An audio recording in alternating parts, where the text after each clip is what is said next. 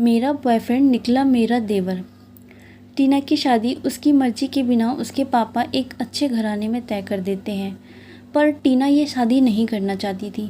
उसने 2-3 दिन पहले ही अपने पिता को बताया था कि मैं एक लड़के से प्यार करती हूँ और उससे शादी करना चाहती हूँ, लेकिन पिता को ये मंजूर नहीं था। उन्होंने जबरन टीना की शादी एक अच्छे रईस घराने में करा दी। जब टीना का घर प्रवेश हुआ तो उसने देखा उसका बॉयफ्रेंड उसके सामने खड़ा है। वह उसको देखकर बिल्कुल आश्चर्य में हो गई। वह उससे पूछना चाहती थी कि तुम यहाँ कैसे, लेकिन इतने सारे मेहमान के सामने वह नहीं पूछ पाई और अपने कमरे में चली गई। काफ़ी देर से वह अपने बॉयफ्रेंड अभिषेक के बारे में सोच रही थी। वह उससे पूछना चाहती थी कि वह यहाँ क्या कर रहा है, लेकिन उसे मौका नहीं मिला। अभिषेक टीना को अपनी भाभी के रूप में देखकर बहुत हैरान था, क्योंकि जब वह अपने भाई अभिमन्यु का रिश्ता देखने गए थे तो अभिषेक वहाँ नहीं था। वह किसी काम के सिलसिले से बाहर गया हुआ था और वह शादी में भी नहीं आ पाया। वह जस्ट अभी ही घर पहुँचा था। टीना का पति अभिमन्यु टीना को पाकर बहुत खुश था, लेकिन टीना की आंखों में वह खुशी अभिमन्यु को दिखाई नहीं दे रही थी। अभिमन्यु ने टीना से पूछा, टीना, तुम खुश तो हो ना? टीना ने अभिमन्यु की बातों पर ध्यान नहीं दिया, क्योंकि उसके दिमाग में अभिषेक को लेकर सवाल चल रहे थे। वह सोच रही थी कि अभिषेक यहाँ पर क्या कर रहा है, वो यहाँ पर कैसे। तभी दरवाजे पे अभिषेक आता है और अपने भैया अभिमन्यु से कहता है, भैया, माँ आपको बुला रही है। अभिषेक की बातें सुनकर अभिमन्यु माँ के पास चला जाता है और फिर अभिषेक टीना से पूछता है, ओह, तो तुम हो मेरी भाभी। मैंने तो भाभी की फोटो तक नहीं देखी थी, आज साक्षात दर्शन हो गए। तुमने यह मेरे साथ अच्छा नहीं किया। तुमने कहा था तुम मुझसे शादी करोगी और तुमने मुझे बताना भी जरूरी नहीं समझा और शादी कर ली।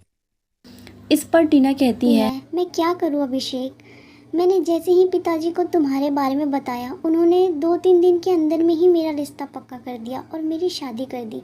मैं मजबूर थी, इसलिए मैं तुम्हें बताकर दुखी नहीं करना चाहती थी। इस पर अभिषेक कहता है, तो क्या ये सब देखकर मुझे अभी बहुत खुशी हो रही है क्या? तुमने मेरे साथ बहुत गलत किया, मैं तुम्हें कभी माफ़ नहीं करूँगा। टीना कहती है, मुझे माफ़ कर दो अभिषेक, मैं मजबूर थी, मुझे करना पड़ा, पर मैं तुम्हें कभी नहीं भूल पाऊंगी। टीना की बातें सुनकर अभिषेक गुस्से में वहाँ से चला जाता है। थोड़ी देर बाद अभिमन्यु टीना को खाने पर बुलाने के लिए आता है और टीना अभिमन्यु के साथ खाने पर चली जाती है। सारे परिवार मिलकर खाना खाते हैं, मगर टीना कुछ भी नहीं खा रही होती है। टीना की सास टीना से कहती है, बेटा खाना खा लो, तुम सुबह से भूखी होगी। टीना कहती है, जी माँ जी, और एक रोटी का निवाला अपने मुंह में डाल लेती है। इसके बाद वह कहती है, माँ जी मुझे भूख नहीं है, मैं अपने कमरे में जा रही हूँ। ये कहकर टीना अपने कमरे में चली जाती है। टीना को जाते देख अभिमन्यु भी टीना के पीछे कमरे में चला जाता है। टीना, क्या बात है, तुमने खाना क्यों नहीं खाया? इस पर टीना कहती है, मुझे भूख नहीं है अभिमन्यु, तुम खा लो। अभिमन्यु कहता है, अगर तुम नहीं खाओगी तो मैं भी नहीं खाऊंगा। इस पर टीना गुस्से से कहती है, बच्चे मत बनो अभिमन्यु, जाकर खाना खा लो। ये बात सुनकर अभिमन्यु टीना को देखता ही रह जाता है और उससे पूछता है, क्या बात है टीना, मुझसे कोई गलती हुई क्या? तुम मुझ पे क्यों गुस्सा हो रही हो? इस पर टीना कहती है, मैं गुस्सा नहीं हूँ, मुझे भूख नहीं है और प्लीज़ मुझे परेशान मत करो, मुझे नींद आ रही है, मैं सोने जा रही हूँ। यह कहकर टीना सोने चली जाती है। अभिमन्यु को कुछ समझ नहीं आता कि टीना ने ऐसा बर्ताव क्यों किया। इस वजह से वो पूरी रात सो नहीं पाता। अगली सुबह होती है और टीना रसोई में खाना बना रही होती है। माँ जी ने आज उसे आलू पूरी और खीर बनाने को कहा था, लेकिन टीना इस शादी की वजह से इतना परेशान थी कि उसका सारा ध्यान अभिषेक की तरफ था। तभी अभिषेक किचन में पानी लेने आता है। टीना अभिषेक को देखकर कहती है, ये अभिषेक प्लीज़ एक बार मुझसे बात कर लो, मुझे कुछ समझाना है, प्लीज़ मुझे माफ़ कर दो। मैं जानती हूँ कि मैंने तुम्हारे साथ अच्छा नहीं किया, पर मैं तुमसे सच्चा प्यार करती हूँ। मैं मजबूर थी, इसलिए मैंने ये शादी की। ये सुनकर अभिषेक गुस्से में कमरे से बाहर चला जाता है। अभिषेक को ऐसा जाते देख टीना बहुत दुखी होती है। वो सोचती है कि मैं अभिषेक को कैसे मनाऊं, क्या करूं कि वो मुझसे बात करने लग जाए। टीना यही सब सोच रही होती है कि उसकी सासू माँ किचन में आती है। बहू खाना बन गया क्या? लेकिन टीना सासू माँ के सवालों का कोई जवाब नहीं देती। सासू माँ एक बार फिर से पूछती है, टीना बहू खाना बन गया क्या? टीना फिर भी कोई जवाब नहीं देती। वह कुछ सोच रही होती है। वो बहुत ध्यान में होती है उसे इस बात का बिल्कुल ध्यान नहीं होता कि सासू माँ किचन में आई है और वो उससे कुछ पूछ रही है। सासू माँ टीना के कंधे पर हाथ रखती है और कहती है, क्या बात है टीना बहू, काफ़ी परेशान दिख रही हो, मायके की याद आ रही है क्या?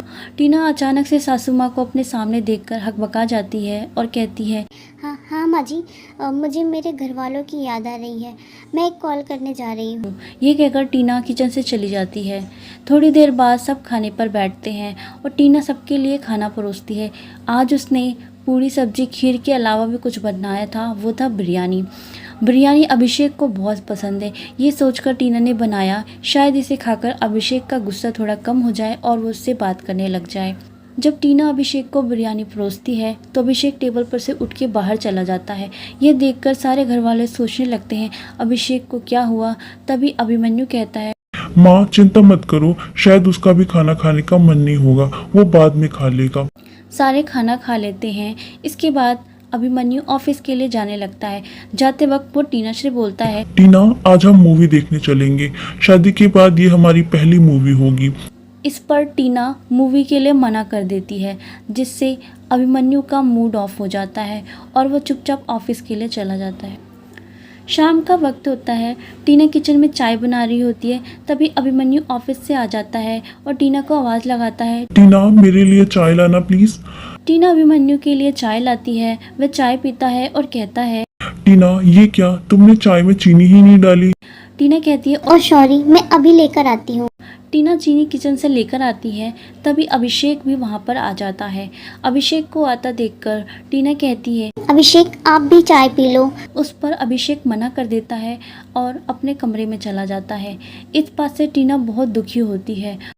दूसरी तरफ अभिमन्यु को इस बात का बिल्कुल आभास नहीं होता है कि टीना और अभिषेक पहले से एक दूसरे को जानते थे। इसी तरह दिन गुजरते जाते हैं। अगली सुबह होती है। अभिमन्यु और अभिषेक की माँ दोनों के लिए शर्ट लेकर आती है और कहती है, अभिमन्यु और अभिषेक बेटा, ये शर्ट मैं तुम्हारे लिए लाई हूँ और मैं चाहती हूँ कि आज तुम इसे पहनकर ऑफिस जाओ। दोनों ये शर्ट ले लेते हैं। शर्ट बिल्कुल सेम होती है और दोनों ये शर्ट आज पहनते हैं। रोज़ की तरह टीना किचन में खाना बना रही होती है। तभी अभिषेक किचन में पानी की बोतल लेने आता है। आज उसने नीले रंग की शर्ट पहन रखी थी, जो सुबह ही उसको माँ ने दी थी।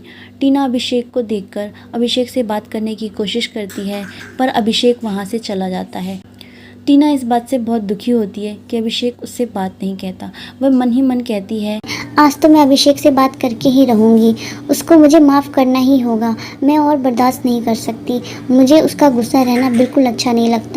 दूसरी तरफ अभिमन्यु अभिषेक के कमरे में जाता है और उसने आज वही नीले रंग की शर्ट पहन रखी है जो सुबह माँ ने उसे दी थी। टीना भी अभिषेक के कमरे में पहुंच जाती है। वो मन ही मन सोच के जाती है कि आज मैं अभिषेक से बात करके ही रहूँगी। वहाँ पर अभिमन्यु गेट की तरफ अपना पीठ करके खड़ा होता है। टीना अभिमन्यु को अभिषेक समझ लेती है और उससे बोलने लगती है, अभिषेक मेरी बात सुनो, मुझे माफ़ कर दो। हाँ मैं मानती हूँ कि मेरी गलती है, मैंने तुम्हें बताया नहीं और शादी कर ली, क्योंकि मुझे पता था कि अगर मैं तुम्हें बताऊंगी तो तुम्हें बहुत दुख होगा। इस वजह से मैंने तुम्हें नहीं बताया, क्योंकि मैं तुम्हें दुखी नहीं देख सकती। मैं क्या करती, मेरे पापा ने ज़बरदस्ती शादी करा दी थी और मैं पापा के ख़िलाफ़ नहीं जा सकती थी। इस वजह से मैंने ये शादी की। पर मैं इस शादी से बिल्कुल खुश नहीं हूँ, क्योंकि मैं तुमसे प्यार करती हूँ। लेकिन मुझे ये भी पता है कि अब कुछ नहीं हो सकता। मेरी शादी हो चुकी है, मैं तुम्हारी भाभी लगती हूँ। प्लीज़ अभिषेक मुझे माफ़ कर दो। मैंने जानबूझकर ये सब नहीं किया। मैंने जानबूझकर तुम्हारा दिल नहीं दुखाया। ये मेरी मजबूरी थी। ये कहकर टीना वहाँ से चली जाती है।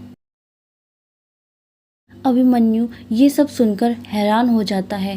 वह किसी को बिना बोले ऑफिस चला जाता है और सारे दिन ऑफिस में यही सब सोचता रहता है कि ये क्या सिलसिला है, टीना ने मेरे साथ ऐसा क्यों किया, उसने मुझे बताया क्यों नहीं, वो मेरे भाई से प्यार करती है, वो दोनों मुझसे पहले से एक दूसरे को जानते हैं। ये सब अभिमन्यु सोच रहा होता है।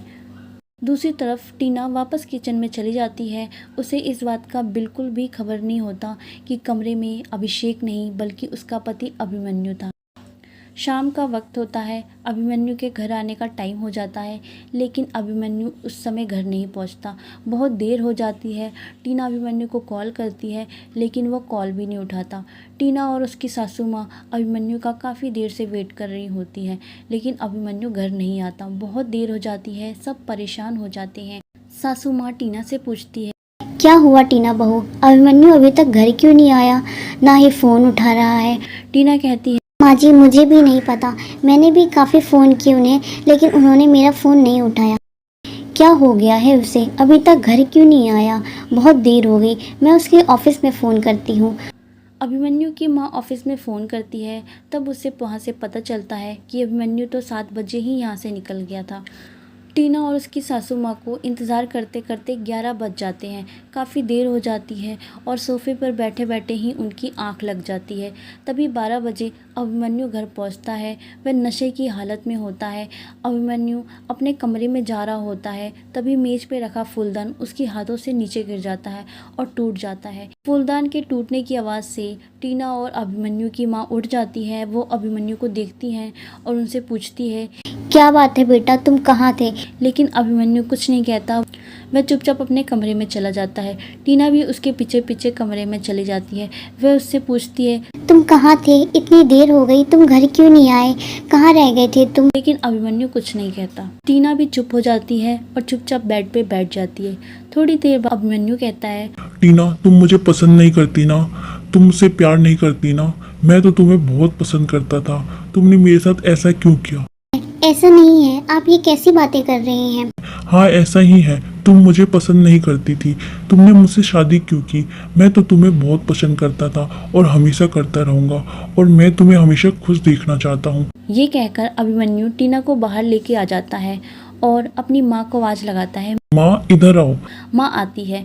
फिर अभिमन्यु अभिषेक को भी आवाज़ लगाता है, अभिषेक इधर आओ। अभिषेक कमरे से बाहर आता है। अभिमन्यु कहता है, माँ मैं टीना के साथ नहीं रहना चाहता, मैं टीना के साथ खुश नहीं हूँ, ना ही वो मेरे साथ खुश है और ना ही अभिषेक खुश है।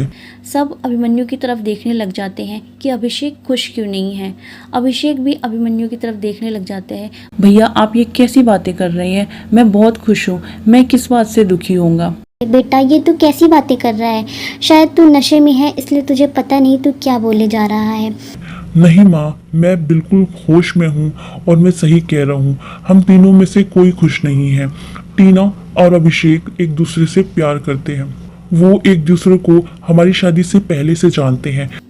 ये सुनकर माँ अभिषेक और टीना की तरफ देखती है। वो अभिषेक से पूछती है, अभिषेक क्या ये सच है। अभिषेक कुछ नहीं कहता, चुपचाप खड़ा रहता है।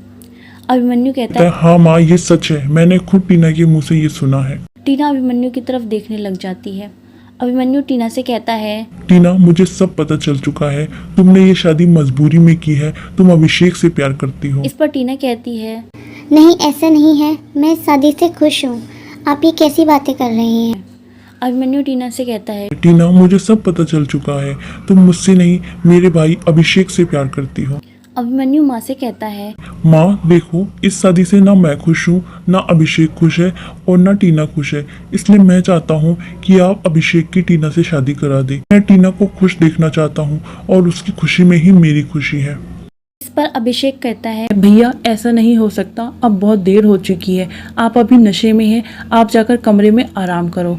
इस पर अभिमन्यु कहता है, छोटे भाई मुझे सब पता चल चुका है और सच्चा प्यार कभी नहीं हारता, हमेशा जिंदा रहता है, चाहे उसे कितनी ही मुश्किलों का सामना क्यों ना पड़ना पड़े, सच्चे प्यार की हमेशा जीत होती है।